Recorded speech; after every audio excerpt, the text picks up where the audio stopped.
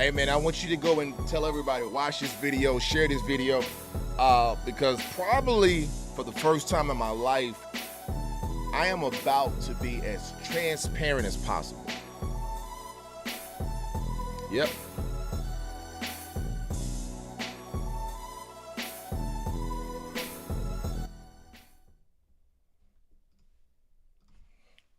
What's up, y'all? What's going on? This is Dominic Epps, the People's Agent. And listen, this video, first of all, I want to say thank you to Derrick Hayes of Big Dave's Cheesteak. You know, him and Pinky Cole dropped some gems, as well as everybody else that was in the room last night, dropped some amazing gems. But one thing that he said that stood out to me, that really blessed me, and he said that, and a lot of people gave good feedback, and when it comes to your business and comes to doing this and doing that. But he said, listen, man, he said one of the best things you can do is show people your flaws. Like, let them see you through the process and the steps, and don't be afraid, right? Don't be afraid to talk about your failures. So here's what I want to do today. And I want, I'm not doing, I don't know what's going to happen as a result of it, but I'm just going to clear the air and really speak from my heart. I'm going to speak from my heart in regards to Wall Street Cafe. I think this is important. I think you all should see this. I think you should share this. But I also think there's a lot of things that you all don't know that I am about to remove the veil and bring y'all into something that you probably should know. But for those of you that's like, what is he talking about? What is Wall Street Cafe? I don't know what he's talking about. I'm going to show you a video, short promo of Wall Street Cafe. It is a cafe going on 4 years now. This year will be 4 years that myself, my wife, my partners, so Queen, Chris, and Danita Hayes, it's been 4 years that we have had this establishment. We announced it December 2019. In 2020, we spent about 6 months getting the building. After we closed on the building, being able to fully remodel the building because it required a full remodel from top to bottom, meaning we had to do the roof. It was a process. But anyway, check out this video, and then we'll go from there.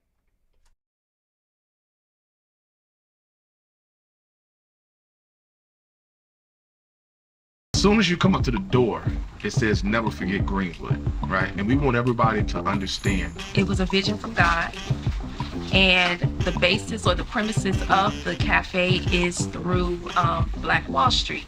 So we know the story about what happened with Black Wall Street, but we don't focus on the massacre of what happened. We focused on what those people were able to do as a community when they came together. So people think about the New York Stock Exchange, right? Which is great because we teach that too. We teach Forex, we teach stocks, but we want to bridge both. When you come in here, it's not just about the food and the drinks, but it's the culture of business, entrepreneurship, just community.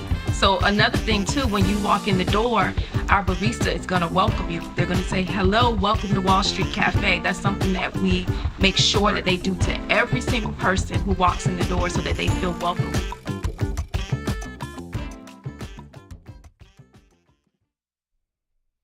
So that is Wall Street Cafe. How did Wall Street Cafe even start? So let me bring you up to speed.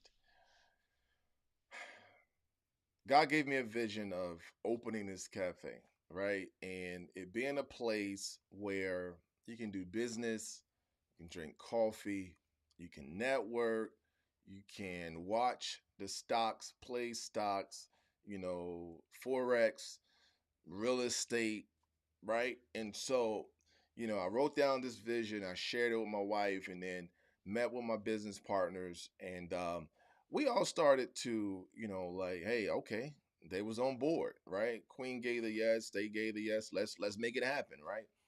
we was already doing business in real estate, so it was only right, right, to have cafe down and real estate office upstairs. Okay, so in 2020, we we need a building, but we also needed investors, right? So I start drafting everything on paper, building out on paper what this looks like. So we went through the process, of getting a logo done, and then trademark. Because I'm thinking big, like franchise. It's bigger than just, oh, we're gonna have this space. So I have a client that approached me and say, hey, I have a building, I have a commercial building that I want to sell. I want to sell this space. So I want you to come look at it and then put it on the market for me. All right. Cool. They give me the address. I meet them at the building. I walk up to it. It's brown paper over the windows, so you can't really tell what's going on the inside. So we open the door, and as soon as I walk in, right, I walk in, and it was as if God is saying, "This is it." And so now it looks a mess. It looks a mess. Like it looked nothing like what you saw. It looks a complete mess, top and bottom. So they give me a tour. We're going upstairs, downstairs, and they communicate what they want me to list it for, what they want for the property, right? And in faith, I say to them, I believe we're gonna buy this building from you. Now the reality is we didn't have the money to buy the building. There was no pre-approval. There was none of that. We didn't have the resources. I just said, I believe we're gonna buy this building. Like, she said, okay, all right. If you think you're gonna buy it, hey, by all means, right?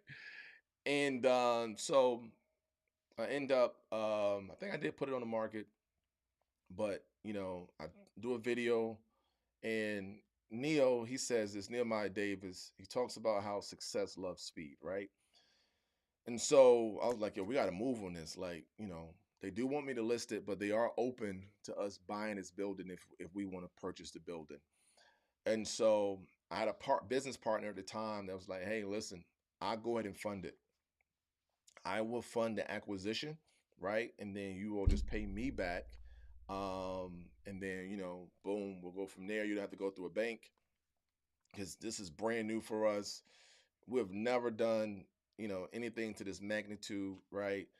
And so, because what we know, our bread and butter is real estate. That's what we're great at. That's what we know, right? And so I'm like, all right, cool. Well, if she's gonna do that, then we're good. Well, something ended up happening, and the partner that was going to fund the acquisition couldn't do it. So then we went and go look for investors, and long story short, we ended up getting the space, but it was months later after extension after extension. Oh man, it was a very interesting, almost messy process. But God was in all of it, right? God was in it. And so COVID hit. COVID hit. We're in the process of trying to buy, and things just wasn't working. Just was not working out, right? Like, man, how are we gonna do this? And we all have everything else going on that we're doing real estate wise, from investments to being an agent. So family, everything else is going on, but focusing on this building, right? And God blessed us through COVID to acquire this building, right? So we get this building. We have to renovate this building. So now we have to come out of our pockets and do a full renovation. And it was very costly. It was very, very, very, very costly, right? But the reality is, in my mind, I'm like, okay, my partners are from Norfolk. They're from Norview. I'm from the Toga. I'm from Suffolk. As soon as I put we're open, my folks is gonna flood this space, and it's gonna be crazy. Like every day it's gonna be packed. It's gonna be the best experience. People are gonna be able to come in. I envision, blacks and coming in suits and dresses, and like it was just this amazing experience. I had everything in like, yo, this is gonna be the bomb. Like this is gonna be it, right? And so it took us months. I mean, I was spending like literally, I did 24-hour shifts, no lie, from pulling up floors, um, from painting, from you name it. I'm talking all day, every day to get this space ready. No lie, right? Contractors in and out. We have to completely remodel the space. Like we had to get it ready to become what I saw and put on paper. I did a floor plan, everything, right? We go into the city. We trying to get a grant from the city, so we were awarded. I believe it was a $5,000 or $10,000 grant. I think it was $5,000 grant. So we got awarded a grant. They helped us to buy some equipment. So it was great. Things are moving. Things are moving. Fast forward, we initially wanted to open up in February, right during Black History Month, but we ended up not opening until we did a soft opening first, and then we did our grand opening in September, I believe September, October of 2020, right? Grand opening, man, it was off the chain. Off, I'm talking family, friends. Yo, it was packed. Like it was extremely packed. And first of all, let me go back to say we hired a ex manager of Starbucks who was somebody I spoke. I had a relationship. I knew her from my Pepsi days. She was working in Starbucks, and I spoken to her years ago and said, "Hey, one day I'm gonna open up a cafe and I'm gonna need you." Not even thinking that it was, I forgot about that. This was years ago, right? But anyway, so hired her, hired another ex Starbucks employee, and we know nothing about coffee. I mean, nothing. Thank God my partner Chris, he does have, experience as a manager from Olive Garden and working on Spirit of Norfolk cruise line. So he had the experience from hospitality and from food, right? My only experience from food was working at Hardee's and working at Wendy's when I was a teenager, right? So this was a completely okay, God, you got it, because I don't know what I'm doing, right? But we want to learn. So long story short, open house, I mean, grand opening. Grand opening was phenomenal. Like, and I know that the food, like, as we look back, I'm like, yo, that food was not hitting. People just ate it just because, but we done came a long way from where we were in our grand opening. Like, that was not it, right? But we did it anyway. Um, Coffee, we end up everything end up increasing over time, getting better over time, right? But here's the transparent moment. Here's what you all don't know. And even, we opened that right in 2020, and in 2022 we opened up another location down the street. So in 2022, we had someone that actually mentored us, that have a cafe, and right? And so we reached out to this individual, and she mentored us throughout the process because we really didn't know, right? So she reaches out to us in 2022, and she says, "Hey, I have my cafe down the street that I'm looking to sell," because it was pretty, to be honest, if you would call it competition, it would be either people were going to her location or coming to ours, and we're literally like 3 minutes away. Like it's not even, you know, a major distance. You can walk from both if you wanted to, right? So she reaches out and she says, "Hey, I'm looking to sell my space, and I want to give you all first bibs." Like, and it was, to us, it was a no-brainer. Like, yo, we get an opportunity to um like eliminate competition and have two locations. Yo, let's do it, right? Let's make it happen. Let's do the thing, right? And so we go in and we meet the employees that she has, and she says to me, she said, well, to me and Danita, she says, "Listen, the only thing I would say is don't brand it to be like you have down the street. Because down the street, let's just be honest, it was, even though it's called Wall Street Cafe, everybody said Black Wall Street.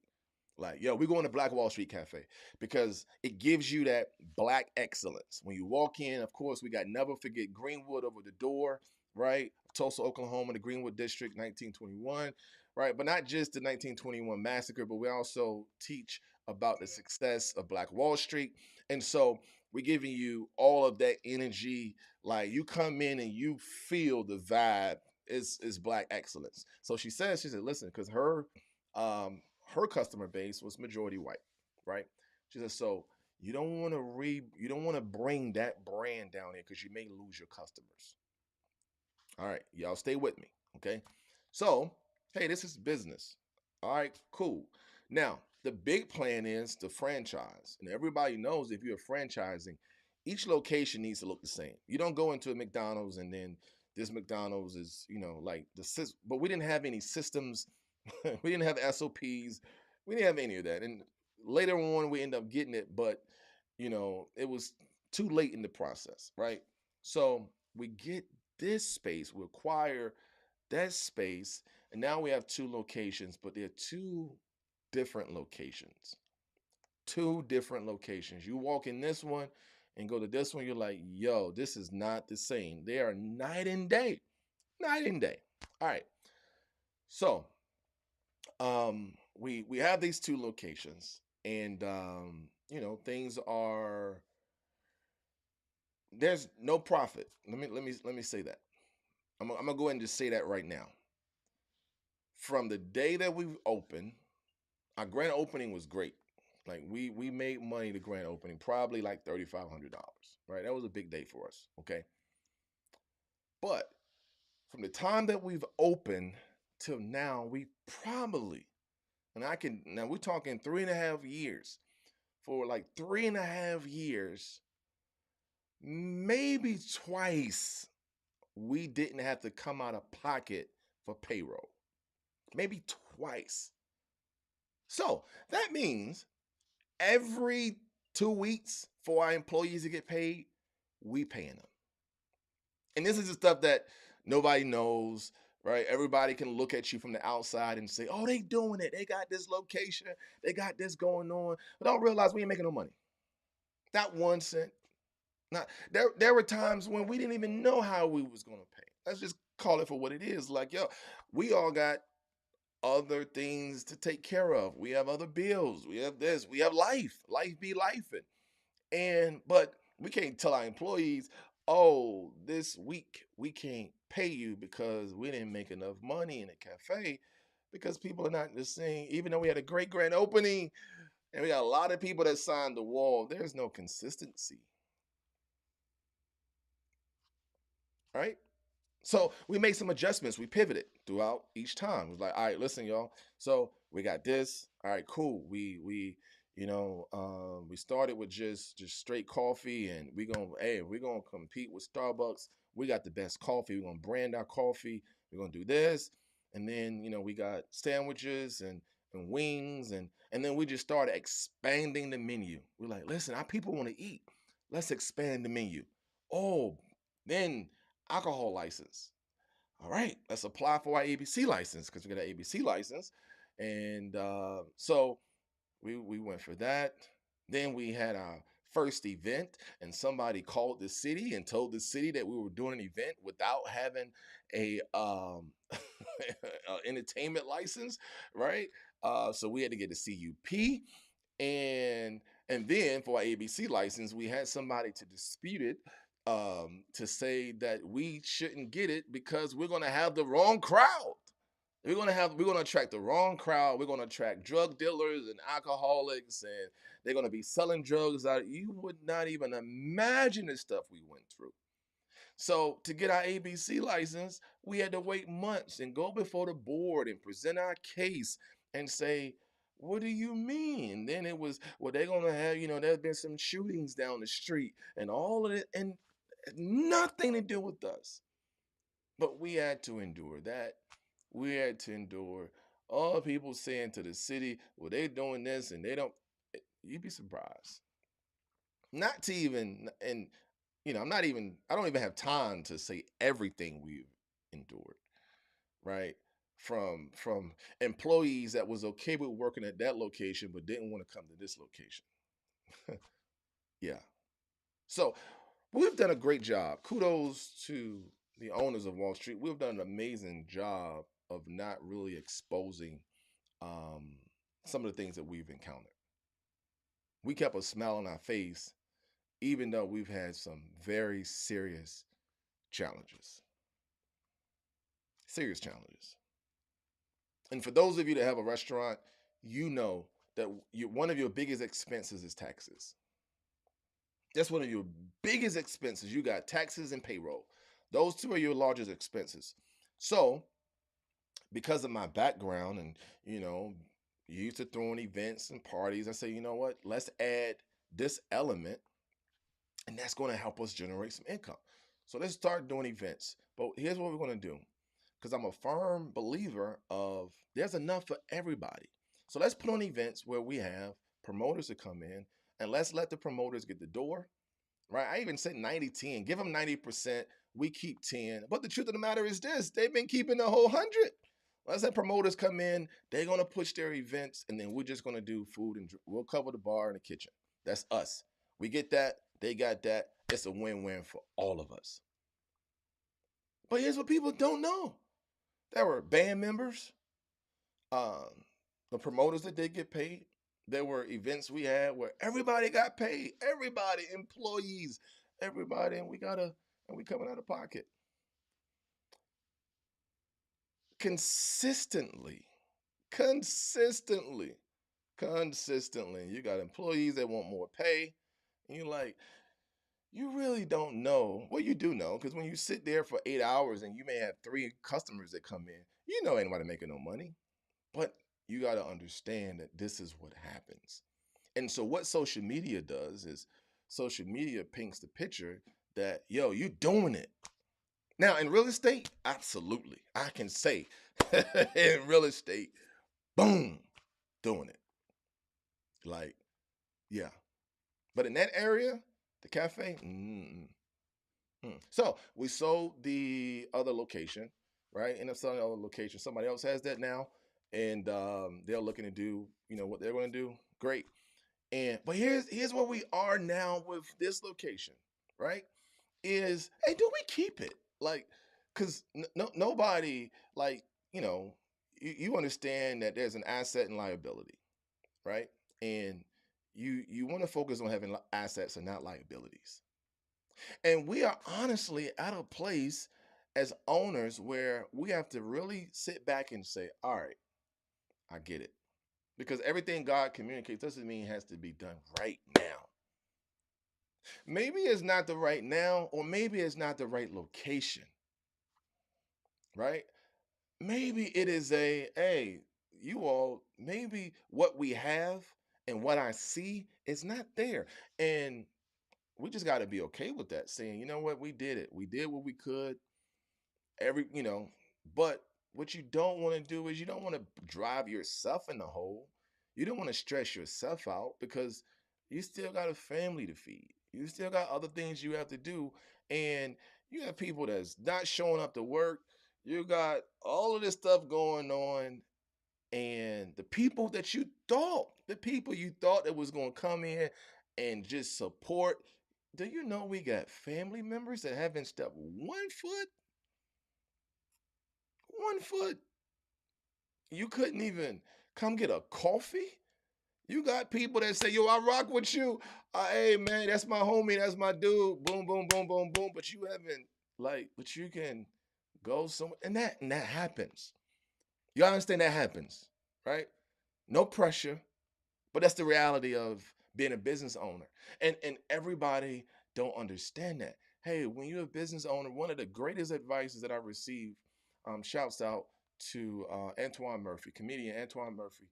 So I put on this comedian event at the cafe, and it was for comedians to come out, and they can win $200, right? So we had him to come out as the host, so we had to pay him as the host. and then we want to pay the winner, whoever won, right? And so we market this thing, and I'm tagging people, and I'm, sending out messages and Eventbrites, and tagging and text messages and all of the above, right? And so we had like, I don't know, and he's coming from Jacksonville, Florida, and we had like 8 people there, 8 people. But what I love about him is he put on a show as if it was a packed house. And this is what he said to me afterwards. And Twan, I appreciate you so much. He said, man, stop tagging them folks. He said, you need to go and go do this, go do that, and reach your customer base. He said, it's not your family and friends. It's not the people that you just think gonna come because you're doing something. Like, you'd be surprised. A lot of people really want to see you fail. They don't really want to see you succeed. So stop tagging them and expecting them, because I was like, yo, my man Twan coming. Everybody loves Twan. He's from Franklin. He's funny. This joint is going to be crazy. It's going to be packed. No, it didn't happen. Right? And trust me, I can do another video.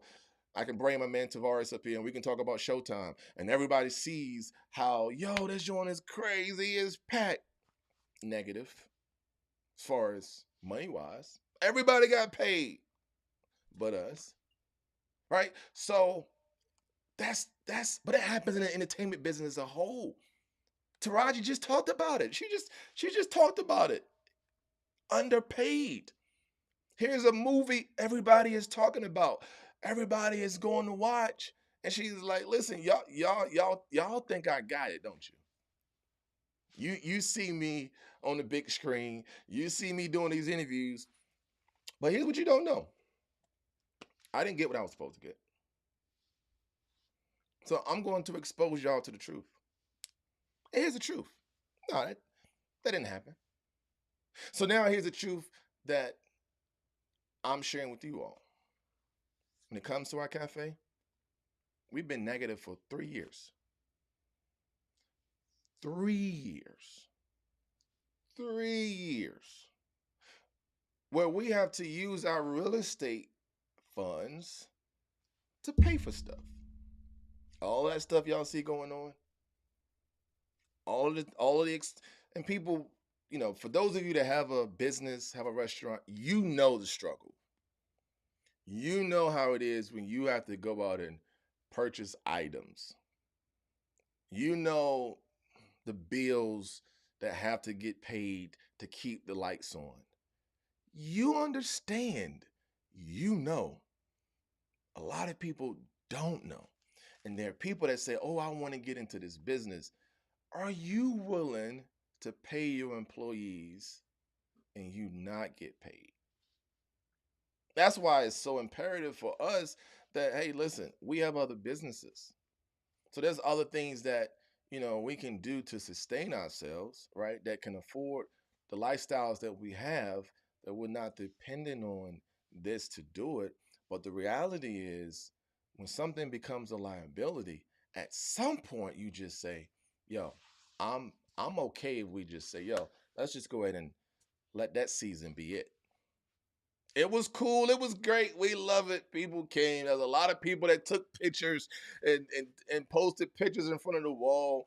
A lot of people that came to events and rocked out. A lot of people that did this and did that and did this and did that. But at the end of the day, if you're not turning a profit, if you are robbing Peter to pay Paul, be smart.